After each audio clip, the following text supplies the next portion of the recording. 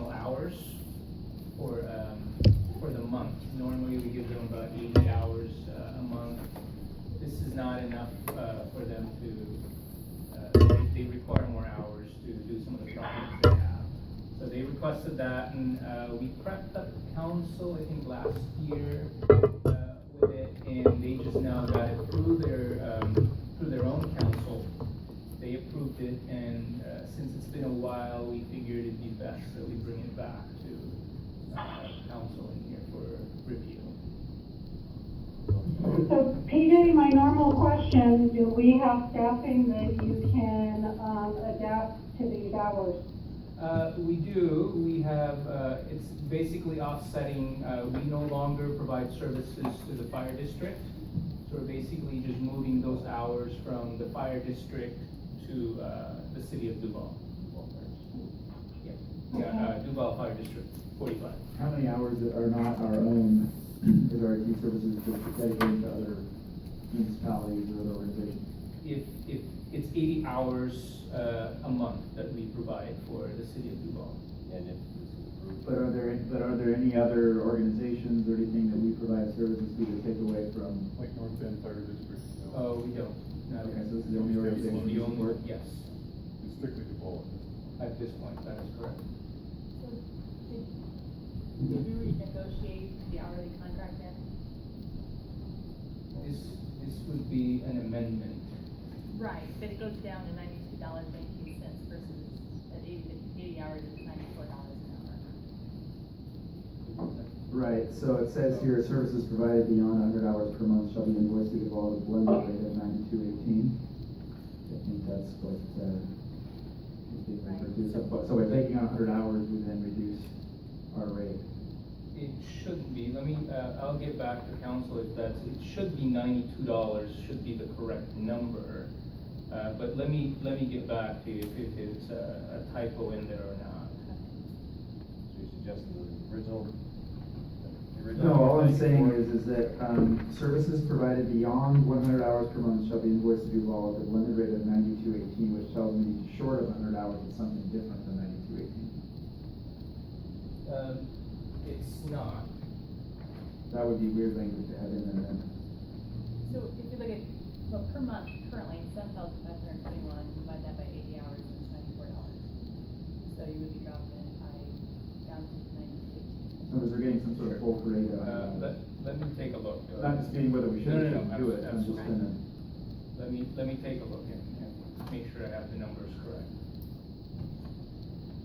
Is council okay with just putting it through to the regular agenda and we'll check the numbers? With the understanding that you do correct me. Yeah. Yes. I would like it on the non-consent regular agenda. All right. Not To double check. Okay. Yeah. Good. Otherwise, for Sean and Catherine's knowledge, this has been, PJ, remind me when we entered into this agreement. We entered into this agreement in April of 2014. Yeah. And it's been, unless PJ's gonna tell me different since my last check-in, it's been a good partnership for us. The services they're requesting are right in our bailiwick, and it provides us some economies of scale.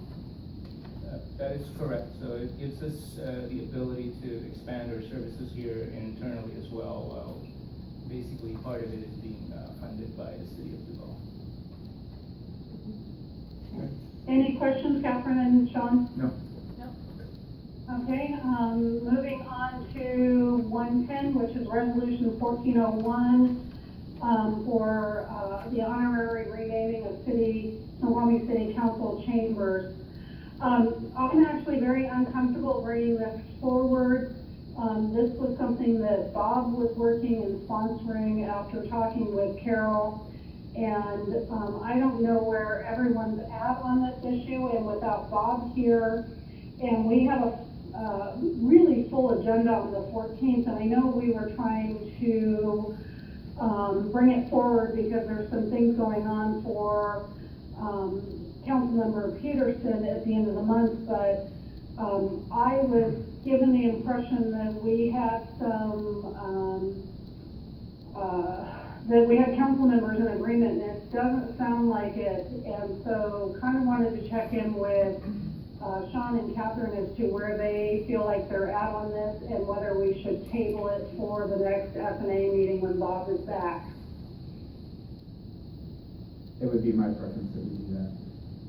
To table? Yes, I agree also, I'm not ready to commit to where to name yet. That's a very long discussion, I think, Okay. as it should be for both sides, and there's no way we have time on the 14th. I've heard there's something else on the agenda that day that might occupy Okay. time. I appreciate it. I think that whatever we do, it's really important that we do it the right way and, for the right reasons. So, let's go ahead and table this until, the next FNA. Matt, I assume that from administration's point of view, you are okay with that? I know you guys kind of own the agenda, Bill. Yes. Okay. Moving on to Agenda Bill 112, which is amendment to the professional services agreement for National Research Center, Inc. for comprehensive survey. Got, Hi Kathy, hello, you're. this is Drew. How are you? Hi, good. Good, very good. So basically, you guys saw an email from me earlier this week with reports from NRC, which is the vendor that has been conducting a survey on behalf of the city of Snoqualmie. We are seeking to amend the contract to increase the budget by $945 so that we can potentially get them to, on our behalf, create a custom benchmark where we can compare ourselves against them. So right now, within the report itself, we are compared against a national benchmark, so everyone within their database. And we are looking for something more specific, based on population, income, and geographic location. And hopefully that will kind of improve our ability to focus on certain areas within the city. The report itself states, for the most part, that we're doing very well in comparison to everyone nationally, and it would be nice to just have something a bit more specific. Comparable. When you say specific, are we talking, specific, like, same size city in North Dakota? Are we talking Issaquah, Sammamish? So I've North included, Bend? as part of your packet, kind of a list of options. On the back, this doesn't have a page number, so after page 9, that is here in the agenda. And I think, right,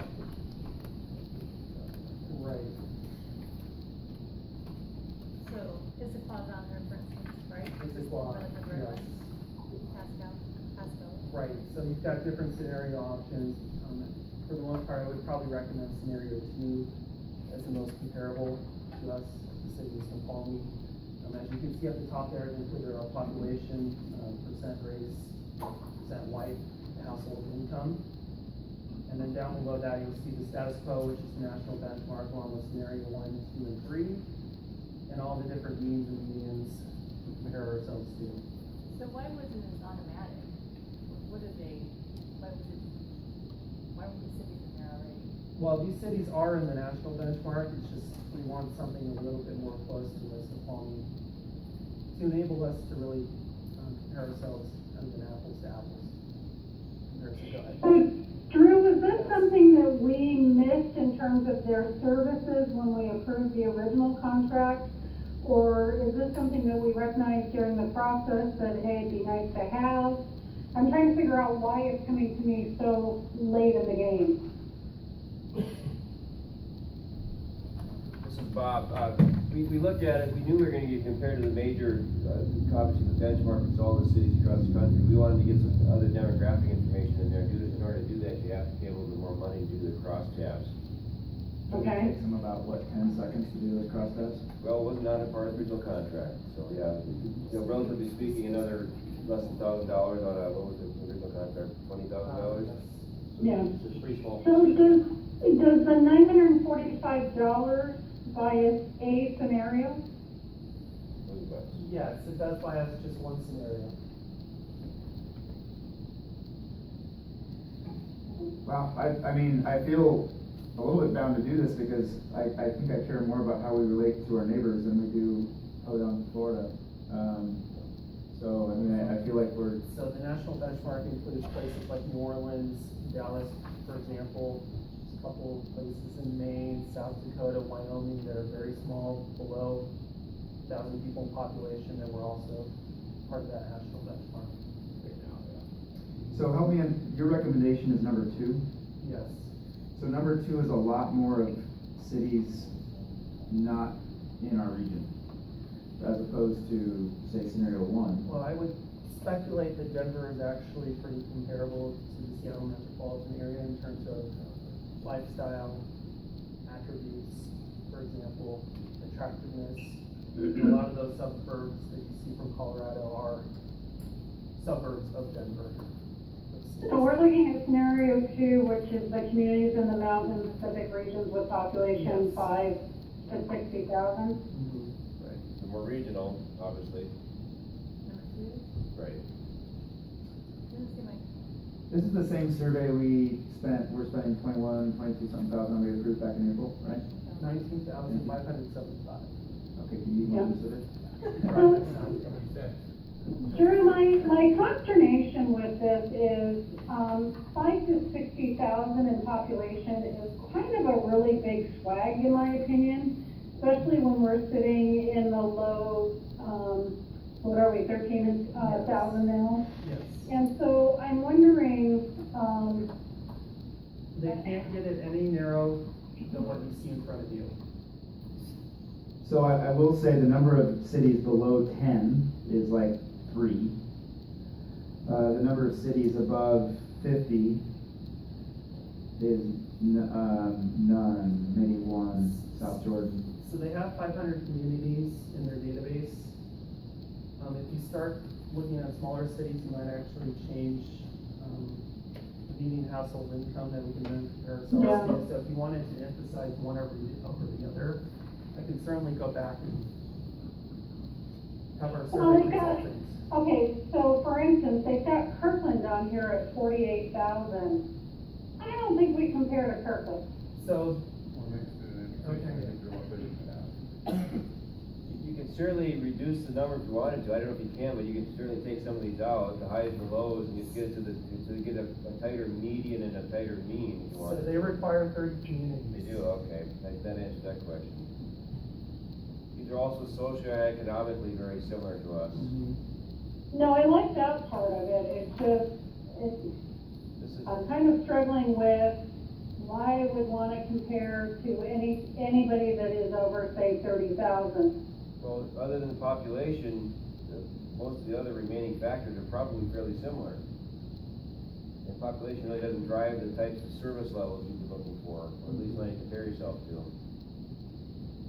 True, because you're looking, okay, let me ask you this, maybe how I get comfortable with it is the social economic viewpoints that they would be like-minded people because their income and lifestyle would be similar to our citizens.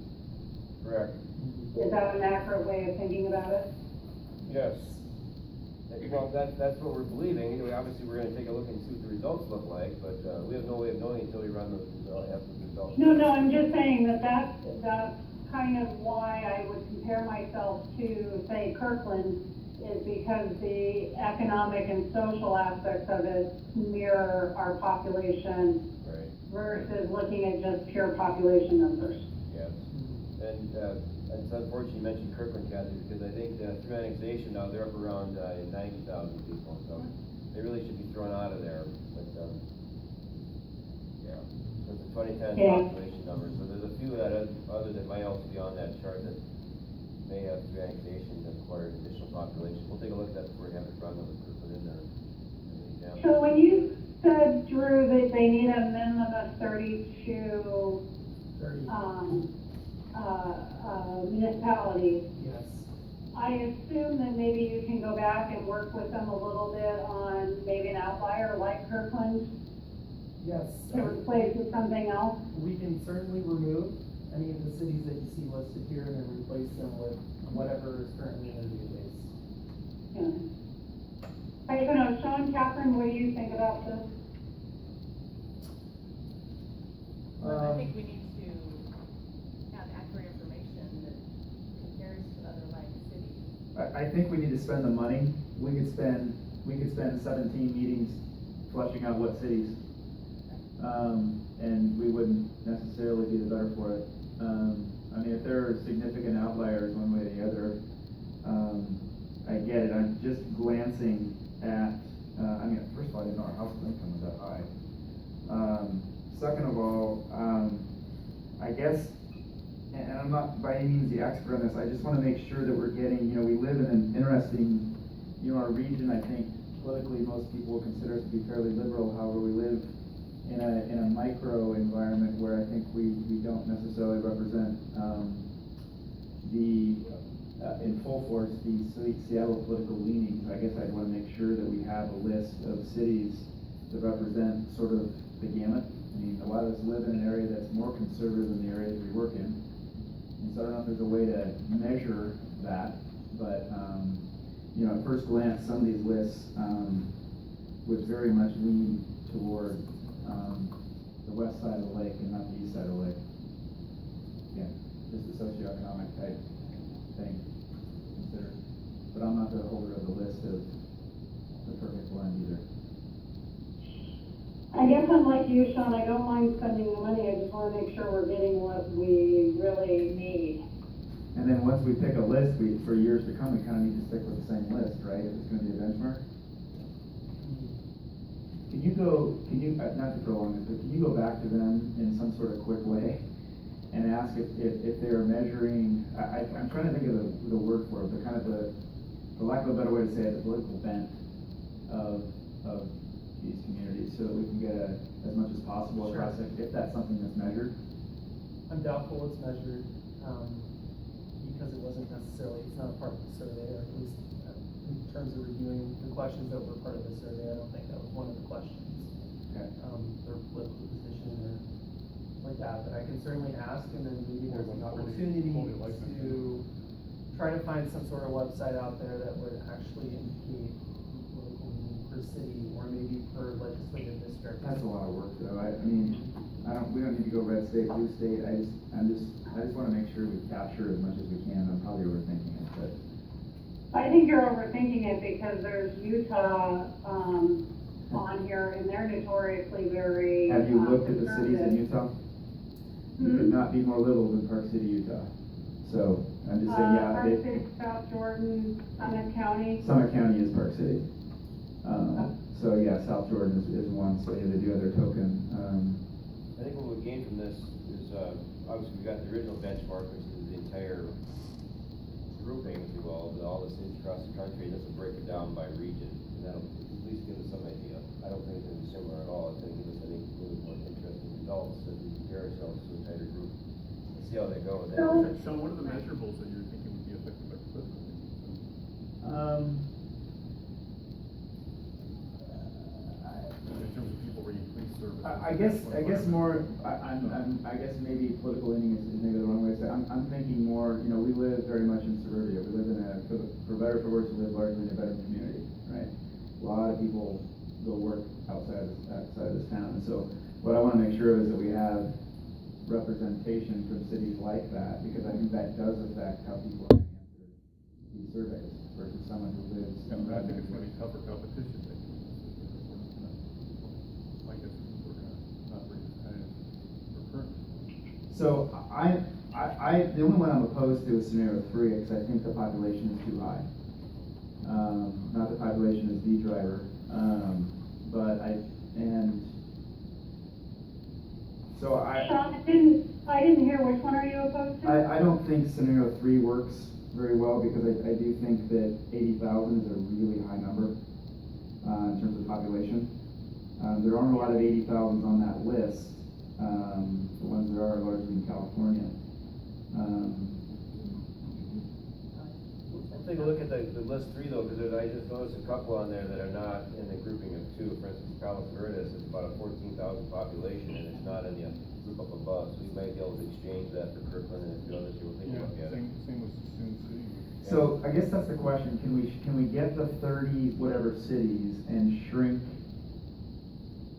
the population a little bit, or no? Do they have to have that band of population?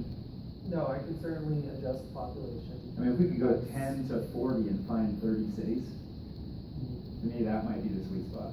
Or is this a formula that they've determined over the years to be a little more accurate? In other words, to not focus just on population, but also more demographic or personality.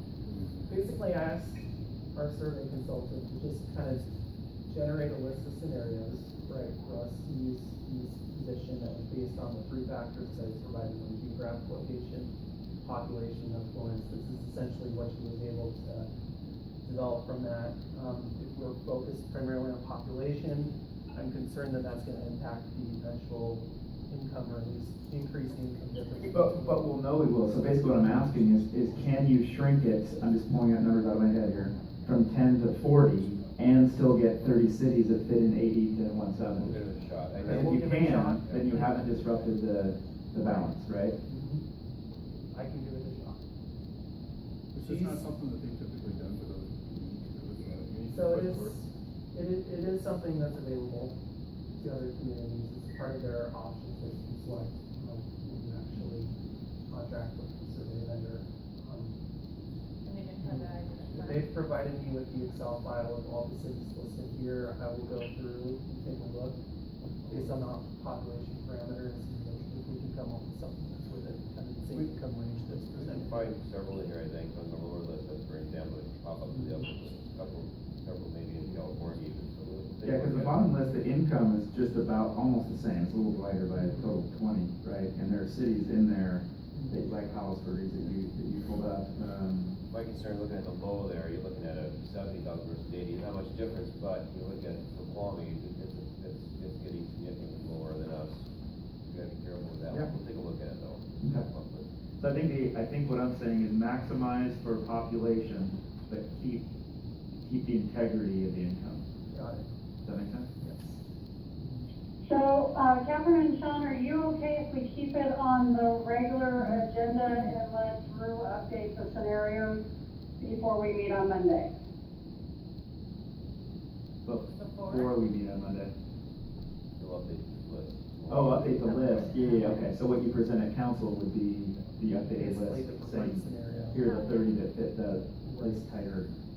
Okay. Right, that's fine. And that's something you would control because you have the spreadsheet, so you can do Do the have tables the and. data available, so Okay. I can send that to you, So so. the direction I got on the committee is taking that input, just come with one preferred recommended scenario.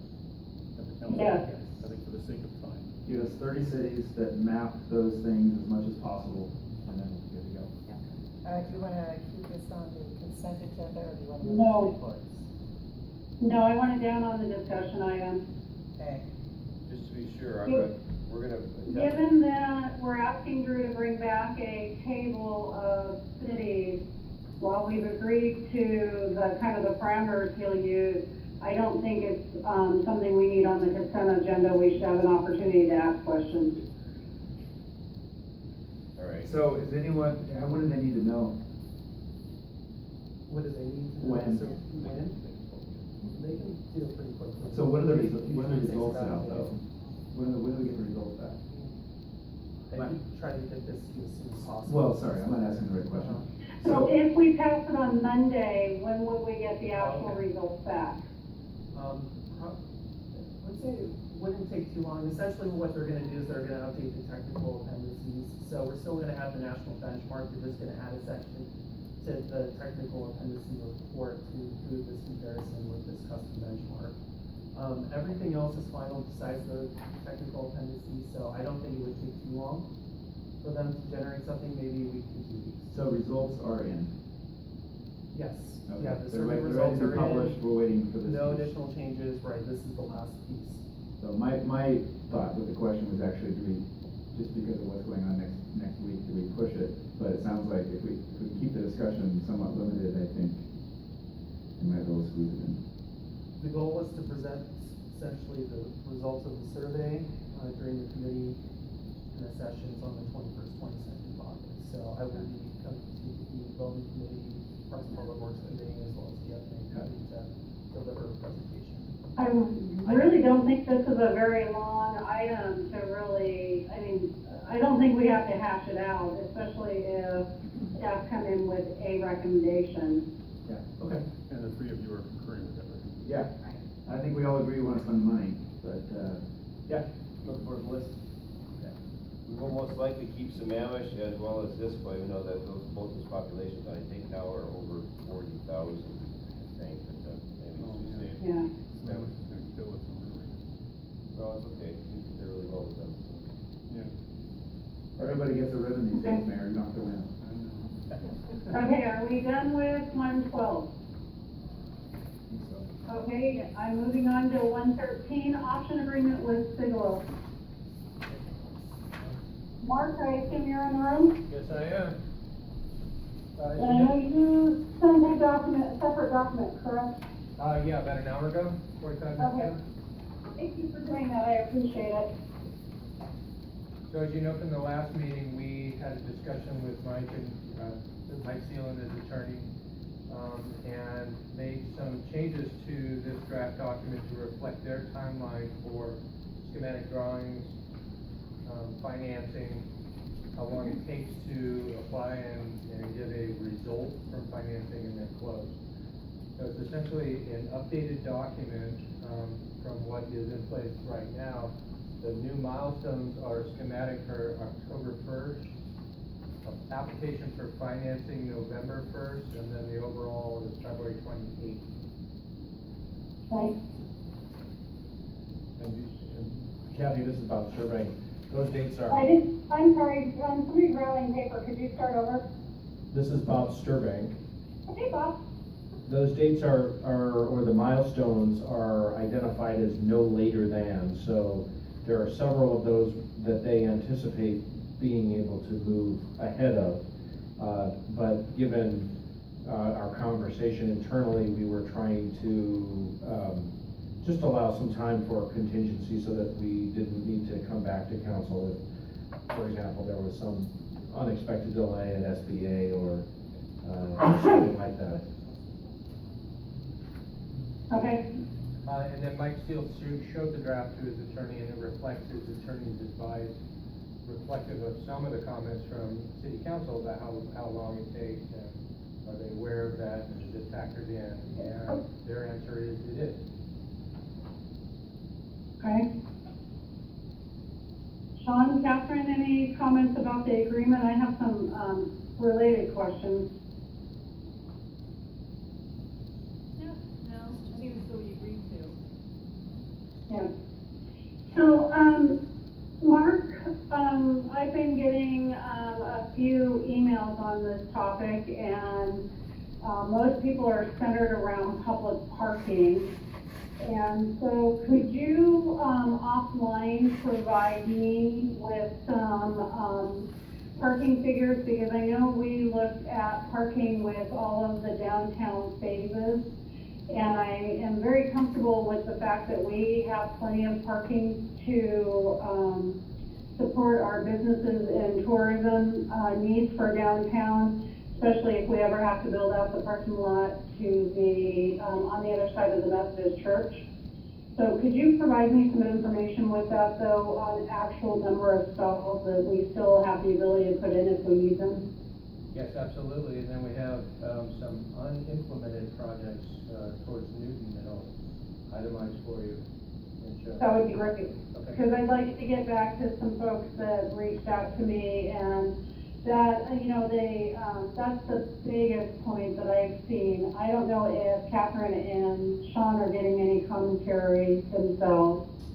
So I think I was on a couple of those emails as well. The only other things I've heard are, the size of the building, and I think that has been pared back. So I think, I don't know that people know that, because depending on who you follow, it's either 4 or 5 stories, and I think we've come down from that. The change that they, that we discussed at the last meeting was essentially the third story becomes the second story, which is eliminated. And any need for an architectural feature to exceed the existing height or any sort of footnote amendment is no longer needed. By no means was it ever 4 or 5 stories. I figured. And also the milestone is, one of the milestones of the document is schematic design review by the council, and so you'll be presented with plans and have an opportunity to say thumbs up, thumbs down, or ask for modifications, so. Okay. Yeah, So other than that's that, parking. I'm glad you mentioned that, Bob. That schematic design review is the responsibility of council and not staff? Correct. Okay. It's a prerequisite to them exercising their option. It's section 5.2. Correct, I read it, I just wanted to make sure that I had it right in my mind. Yes. Okay. Ultimately, sorry Kathy, just to clarify, ultimately, the permit review and issuance will be, as, if it goes as anticipated and it's not, doesn't involve a request for a variance or something extraordinary, then the permit issuance and review would be staff. But in terms of proceeding with the deal and council allowing them to exercise their option, that review, the schematic review is a council function. So I'm looking at the language that is in 5.1 of the agreement Right.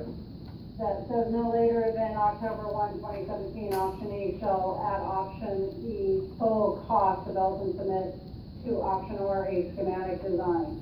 5.1 is council. Correct. Okay. And That's not further explained in 5.2. Right, and then that approval by council is not a permit, it's just, and the permit would come later after they purchase the property and then submit, building ready Correct. designs. Those would then be reviewed and approved by staff, but it's just, Okay. it's built on the concept that you're gonna have some say-so in what gets developed there before you decide to allow them to buy it. Okay. I'm, good with this agenda item. I, would assume we do not want it on the consent. Correct. Yes, you do not want the consent agenda, just be on the regular. Alrighty. I am now, moving on to the, actual council agenda. So we have roll call at 7. We have a public hearing on, questions and discussions regarding the Snoqualmie Heights Partners LLC intent to annex. Did I see any, I thought I saw an email on a request. Right, the initiating party is requesting up to additional 20 minutes for another presentation before the council starts discussing the issue. Did they indicate what that presentation content would be? So most likely bring it on Monday night as they have in the past with their presentation. I think it's tending towards they want to be able to present a summary of all the stuff they've submitted.